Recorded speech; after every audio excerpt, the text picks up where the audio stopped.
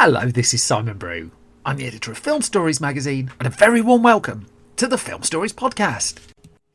Sorry about that. I literally had to fly in from outer space. Come with me.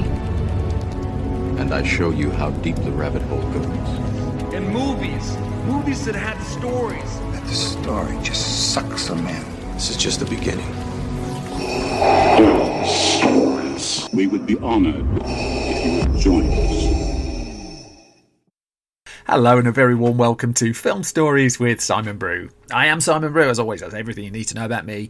The aim of the podcast, though, as the title suggests, I'm here to talk of the stories of film, and I tend to talk about development stories, production stories, behind-the-scenes stories, release stories, all the bits and bobs, really, that go to make the films that we know and sometimes love, just that, the films that we know and sometimes love. What you've happened across here is one of my occasional special episodes where I get a filmmaker in to talk about a film or a couple of films in this instance. I'm about to be joined by writer, director, producer Paul W.S. Anderson, ostensibly to talk about his latest movie, Monster Hunter, starring Milla Jovovich, Tony Jaa and Ron Perlman. We also, in the course of the conversation, I bring up Event Horizon, because if you're talking to Paul W.S. Anderson, why wouldn't you talk about Event Horizon? That's how I read it. At the point this podcast was recorded at the end of 2020, Monster Hunter was just on the verge of release in the UK in cinemas, and then cinemas closed down. So do bear that in mind when listening to this. At the point I'm recording this, I don't exactly know when this podcast will come out. It will be out of date the minute I upload it to the posh central supercomputer of doom. Nonetheless, I think he says quite a lot of interesting stuff. I must admit, I thoroughly enjoyed the chat that I had with him. What I'm going to do, just to set it up, is I'm going to play a clip from the trailer for Monster Hunter. I'll go straight into my conversation with Paul W.S. Anderson, the other side of this. Where the hell are we? That lightning, it hit those markers and it took us somewhere.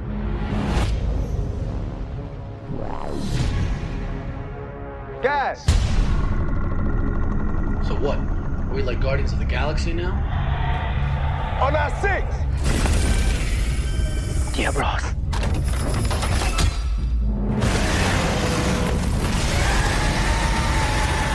Holy shit.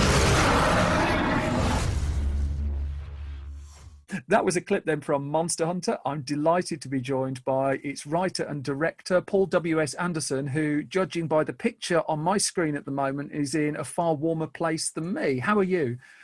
I'm warm. Thank you very much. You're warm. Yeah, I'm in Beverly Hills, California, and the sun is shining. Oh, okay. Well, just to put some kind of colour in this for people, I'm sat in the West Midlands and it's miserable as sin. So there's contrast for you. It seems particularly odd at this time of year, to particularly where we've been through, to be talking about a film that clearly exists on a scale for the big screen. And I kind of want to start there with Monster Hunter, if that's okay. Yeah. Because as I understand it, you went and shot all your location stuff for real, and there are vast expanses of desert and a real widescreen feel to the movie. I wonder if you can kind of take us through this, because you're back at square one of a film franchise again for the first time, and I just wonder what that's like to go back, having started so many franchises and having almost a clean canvas again. It's very exciting. You know, it's always exciting to kind of dive into something new. And this in particular is a real passion project for me. It's based on a video game, which is a game I played in Japan 12 years ago. A friend of mine turned me onto it when I was in Tokyo. And at that time, Monster Hunter was very much a Japanese-only phenomenon.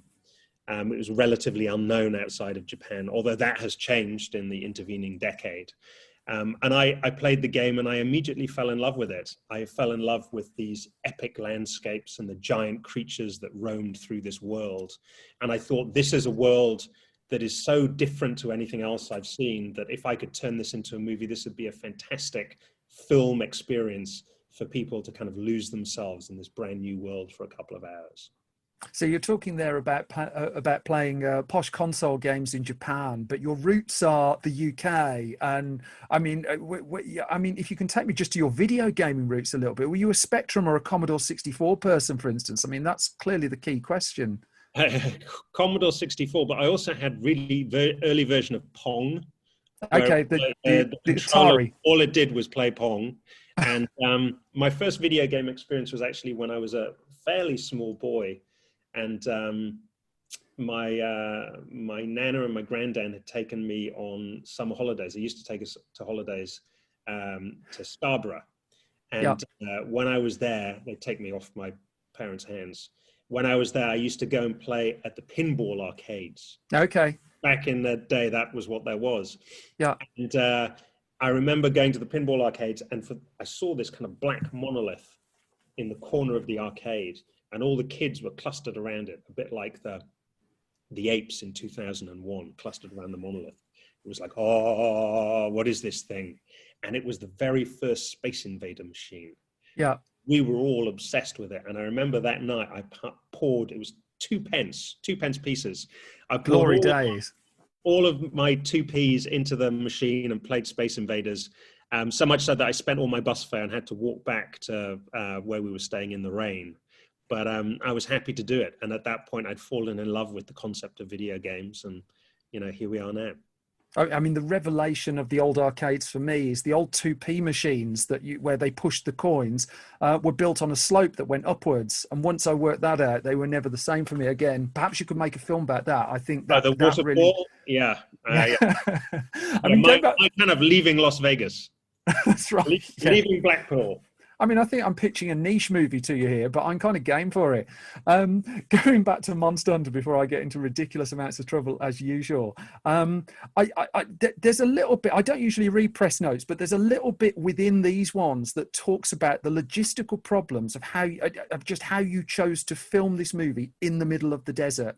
And I wonder if you can talk to that a little bit, because for me, just again, sat in the West Midlands who struggles to start my car, the whole idea of the amount of equipment you had to get out into the middle of the nowhere, the fact that you were living hundreds of miles away from anything, really. I wonder if you can just describe that for us.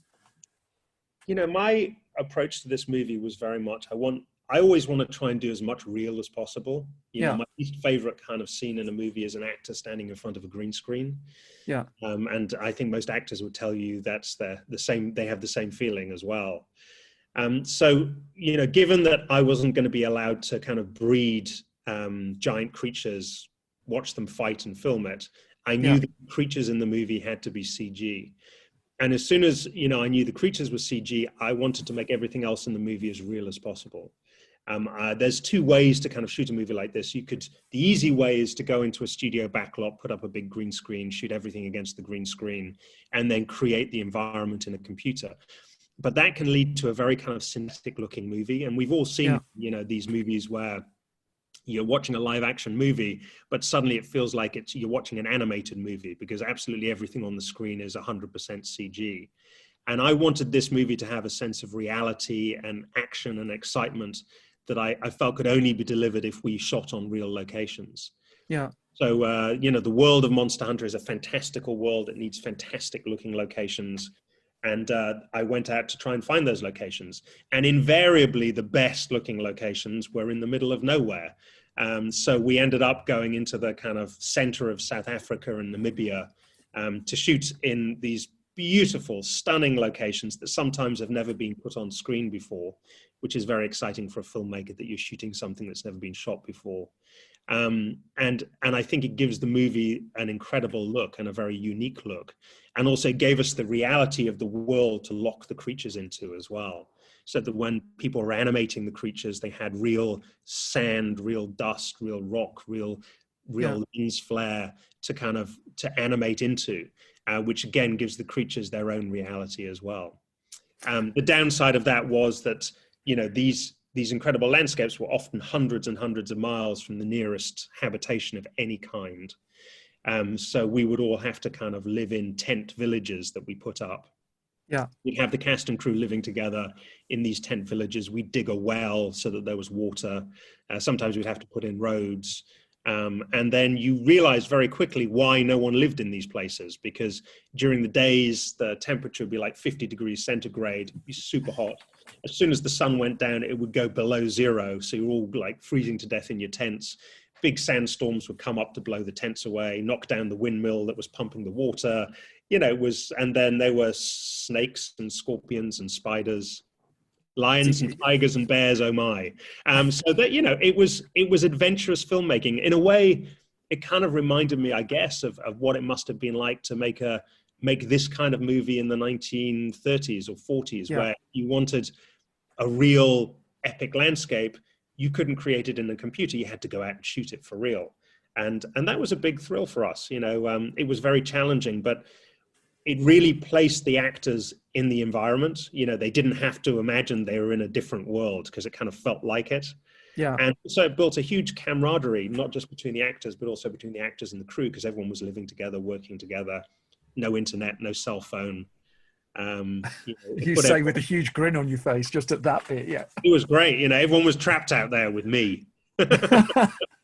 I mean, I do wonder, because it's no secret you've talked in the past that on Event Horizon, for instance, you had a post-production period that was truncated by the circumstances you were in.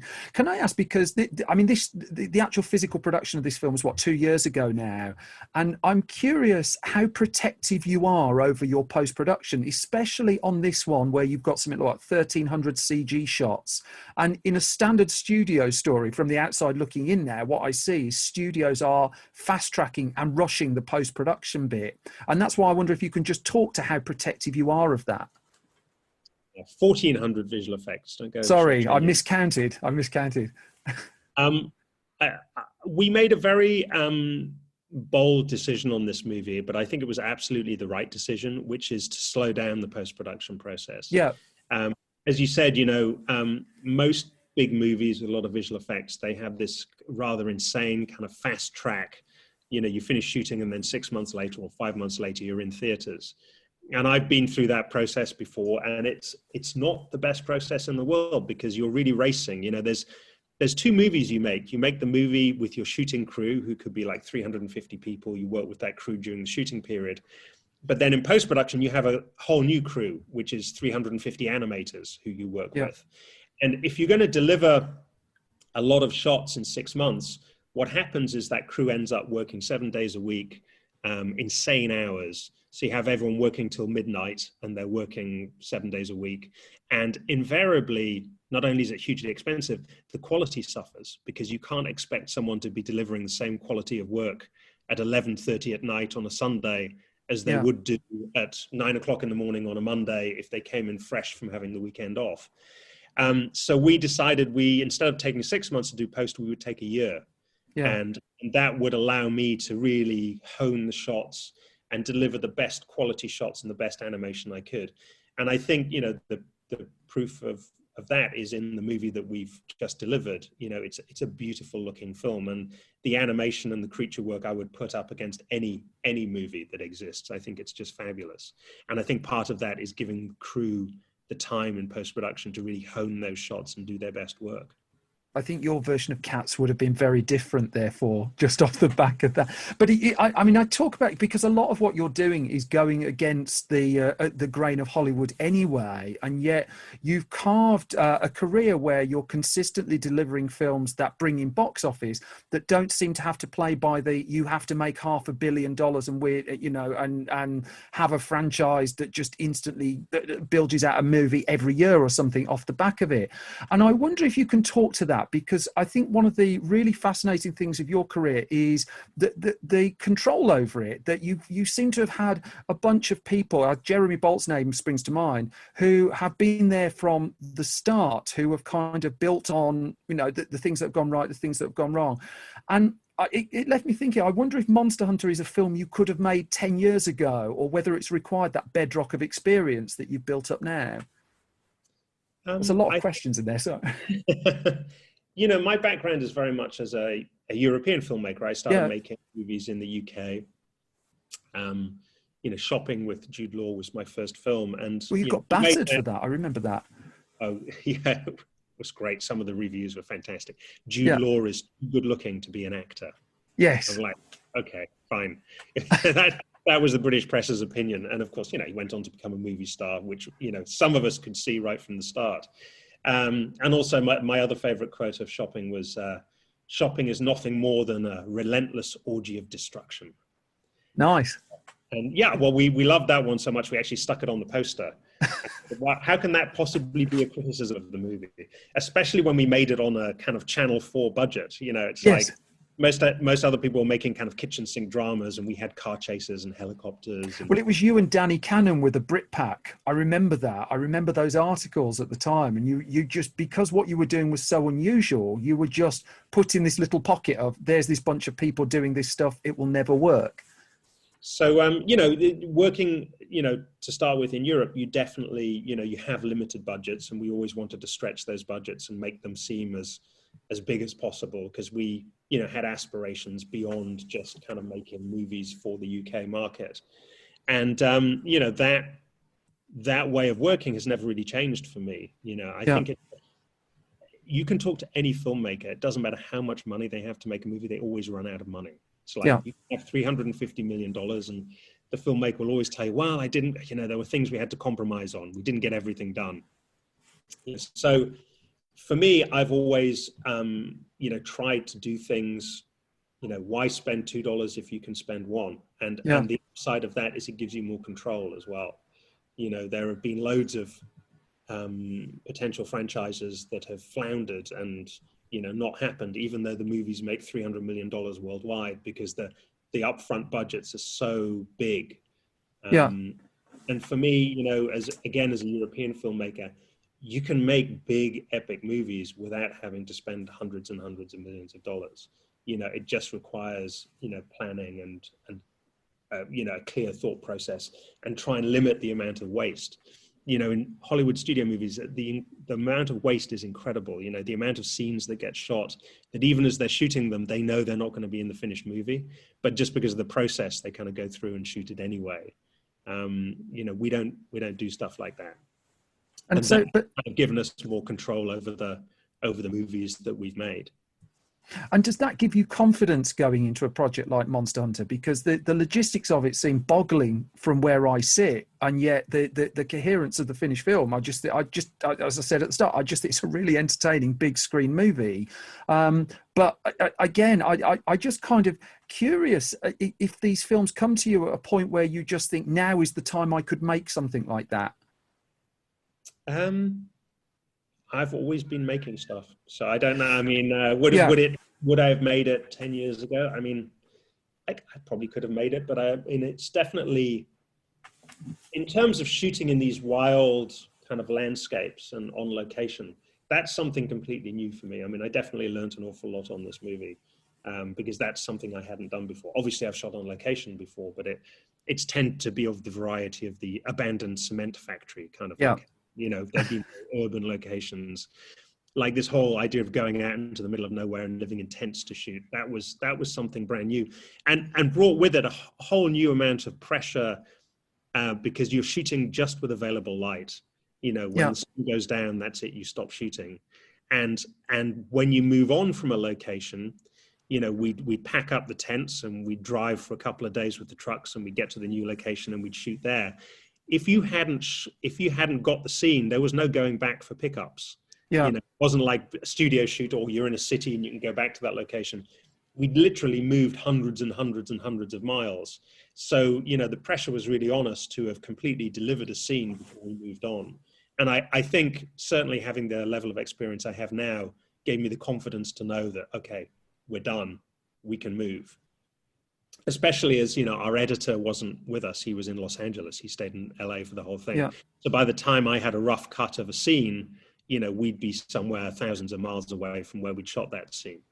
And were there unforeseen challenges that particularly surprised you in the editing room? Not really. You know, the unforeseen challenges all came from, I think, how tough these locations were. You know, we'd scout them and they would look beautiful, and we'd go, well, you know, we'll put the tents in and we'll live in the tents. And then, you know, no one anticipated the swing from, you know, 50 degrees centigrade to minus 30 degrees centigrade, or the storms that blew the tents away, or just the size of the spiders. Oh my God, there was this one, the locals called it the Kalahari Ferrari. And it was it was the size of two of your hands, right? It was huge and hairy. and super fast as well. And it would just That's a movie. That's a it would pitch, surely. come straight for you. And it was terrifying. I mean, I saw grown men shriek and kind of like run away. But these things were super fast. They didn't call them Ferraris for nothing. And they didn't want to bite you. What they wanted to do was be in the shade because it was so hot. So they wanted to stand in your shadow. Or if they could, crawl up your trouser leg and kind of nestle in there because it was a lot cooler than being outside. So everyone got very good at tucking their trousers into their boots. I mean, I've been writing film news for about 10, 15 years. So we always get sent, here are pictures from the set of various movies. And on your films, it's always you in a particularly fine piece of knitwear. And, you know, I mean, let's get to the nub of the serious stuff here. If you're then shooting in 50 degree heat out in the middle of the desert, is this the first film where you've had to dispense of your jumper? Well, no, I needed my woolly jumper in the evenings. Actually, there was one location we went to we kind of set up, and the first couple of days we shot, it was just hot. It was super hot during the day. It was over 50 during the shooting day, and then it would stay hot in the evenings for some reason. Yeah, and then. After a few days, the temperature really, really dropped at night. Oh, there you go, knitwear safe. It got super freezing. And I started rummaging, looking for my reliable knitwear, and I couldn't find the knitwear in my coat anywhere. And I said to Mila, have you seen my coat? And she said, oh, God, I'm so sorry. I sent it back to Cape Town. It was so hot, I didn't think we'd need it. And so I was freezing. And I went to the wardrobe department and I said, you've got to give me a coat. And all they had was this small, short puffer jacket where the sleeves kind of stopped just below my elbows. I think it was definitely a woman's jacket. It was very colourful. This story's no good without pictures. These are surely. probably photographs that you haven't seen that I've suppressed. You'd be amazed. I've seen them. I'm looking at them there. I look pretty ridiculous, but it was the only way for me to keep warm. So yeah. I could have done with more fashionable knitwear on that shoot. Well, one of the reasons I'm interested in, particularly interested in the way that you've developed and brought on so much of your own material is, again, going back to writing about film for so long, it strikes me that you're one of the few directors who's not actually linked with an awful lot of films that don't go on to be made. Which is an exception to the norm, really, for someone who's had the success that you've had. And I mean, I was looking back through the archives, and I can only find things in like the mid 2000s, like a film called Man with the Football. I think there's a Spy Hunter movie, Castlevania, and just films that you only at that point were you loosely linked with. You've said in an interview in the past that you kind of moved away from director for hire and in terms of and looking more to generate more and more of your material, and that shift seemed to happen roughly around there. But I'm curious what the other options were for you, and if there was a fork in the road where it was, no, I'm going to do my own stuff straight down the line. Well, I very much started as a writer director in Europe. Yeah. Because when you're a young man and you want to go direct, no one's going to give you the money to go make a movie. It's very hard. And, I got some advice, which is write a script that people want to make and then say, well, you can't make it unless I direct it. And that's pretty much what I did with Shopping. I used the leverage of having a script that people wanted to make into getting me in the director's chair. And so I started as a writer-director, but then when I moved to Hollywood, I was here and there were people who are, well-paid studio executives and well-paid producers and well-paid writers who had much bigger resumes than I did because I'd only made one movie. And I thought, well, these people work in Hollywood. They know what they know what they're doing. They know what they're talking about. I'll just direct, what they tell me to direct. And that didn't work out so good. I slowly learned that actually, I knew just as much, if not more than these people did. And that's when I really went back to wanting to have more control over what I did and went back to really becoming a writer-director. And if I don't direct the things I've written, it usually is because I'm directing something that I've developed very closely with a writer that I've, over the years, I've kind of really been able to get my fingers into the clay, as it were, and kind of like fashion something that I'm very, very involved in and I've had a lot of input into.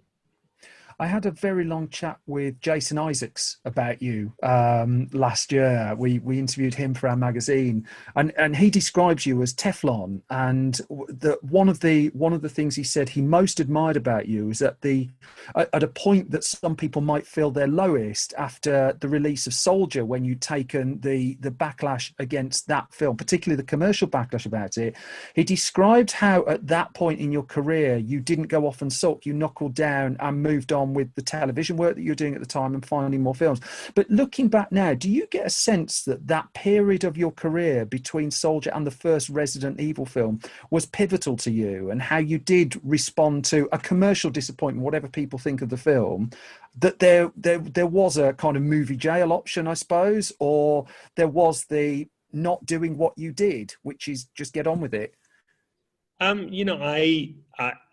was definitely a pivotal moment, because that's when I really pivoted back to being a writer director. Yeah. And really producing the movies also that I direct. Before that, when I first moved to Hollywood, as I said, I relinquished a lot of control to people who I thought kind of knew better than I did.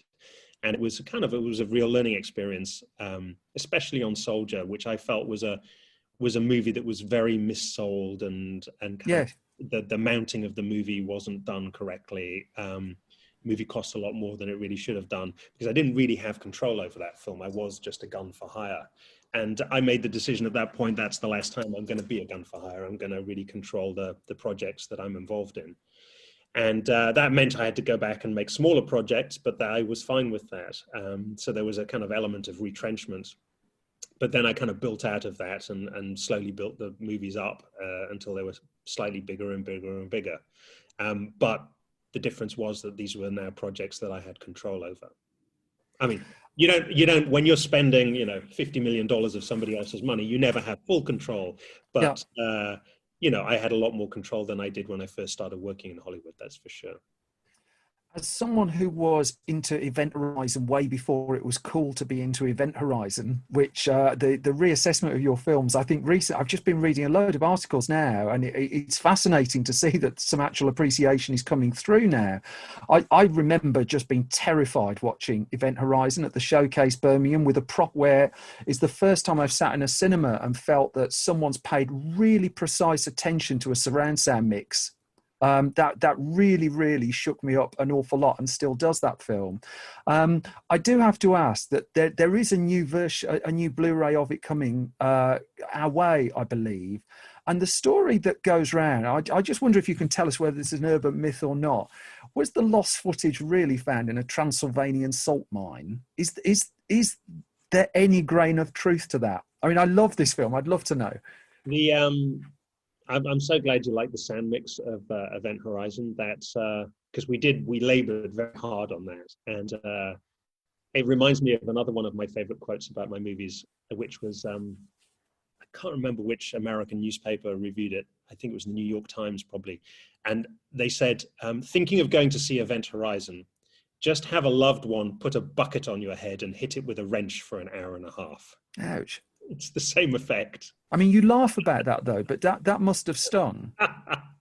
I didn't read it until well after that. Okay. But I just thought that was hysterical. And now, of course, I've experienced this with a lot of my movies. I'm sure the same reviewer wouldn't give the movie the same review now. And it was actually nice. I was in London last year when Ad Astra came out. Oh, yes. There were a lot of reviews that kind of referenced Event Horizon at that time as well. That was kind of like a nice wave of appreciation for our movie and the similarities to Ad Astra. So I've completely... The Transylvanian salt mine. The truth is, bits and pieces of Event Horizon do turn up, usually on VHS, like earlier cuts of the movie. But the truth is, Event Horizon was released before the advent of DVD. Yes. Right before DVD. And DVD really popularized the idea of, deleted scenes and all the additional material that you would use to make the DVD more attractive to buy. At the time, because that didn't exist, there was no real incentive for a studio to keep all of the deleted stuff. Yeah. So they just didn't. And unfortunately, I think, a lot of those early cuts that so horrified Paramount Pictures, they realized how dark and scary the movie was and so intense that I remember one executive said, but this is the studio that makes Star Trek. No. So I was somehow, not only had I delivered this just truly horrible movie to them, I was somehow also besmirching Star Trek, just because I'd made a horror in space.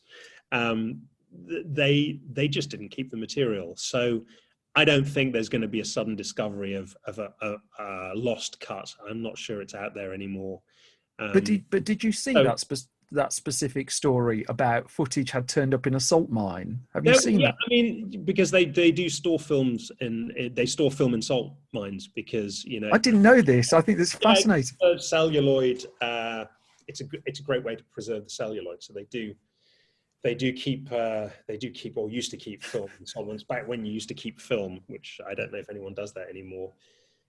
So now, I don't know. The only way to really return to that cut would probably be, in the world of the Snyder cut of Justice League, is Paramount would have to pony up some money, and I'd have to go shoot it all over again. I'll start the campaign. I'm game for that. If you get back Lawrence and Jodie Richardson and a bit of de-aging and put them through hell again. I'm sure they'd love it.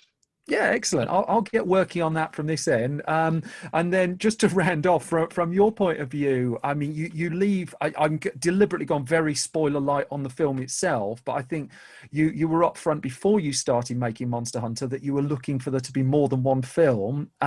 Is that your intended next project now, or are you juggling a few other things that you'd like to give me world exclusives on? I don't mind. I'm easy.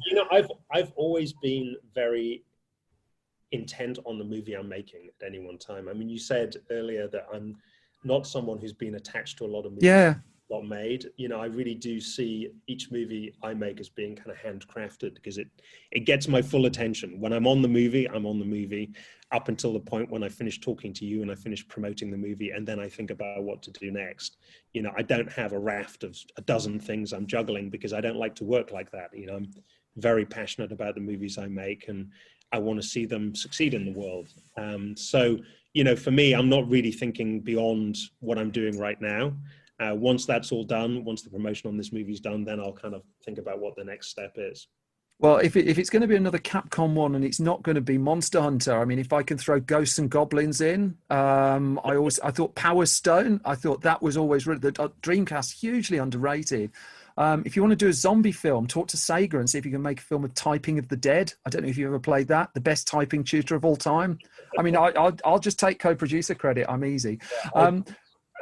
Be my agent. It's great. There you go. Well, I think we've done some good business here. Paul W.S. Anderson, it's been an absolute delight to talk to you, and congratulations, not just on making the movie, but making the movie in this environment now, and releasing it in this environment now. I wish you nothing but the best. Thank you. Thanks very much. Thank Cheers. you. Take care. And that brings me to the end of my conversation with Paul W.S. Anderson and the end of this special episode of the Film Stories podcast. You can find more from me on Twitter at Simon Brew, from the entire Film Stories project at Film Stories Pod. We've got a website, filmstories.co.uk, where it's updated every weekday with movie features, news, reviews, all sorts of gubbins there. The magazines, we sell magazines, film magazines. Remember print magazines? I like those. Store.filmstories.co.uk. You can find all of those listed and for sale there as well. On Facebook at facebook.com/filmstories, online, YouTube at youtube.com/filmstories. For now, though, I thank you so much for your time and I thank you for listening. I'll be back soon with your regular episode of Film Stories. You all take care. Bye-bye.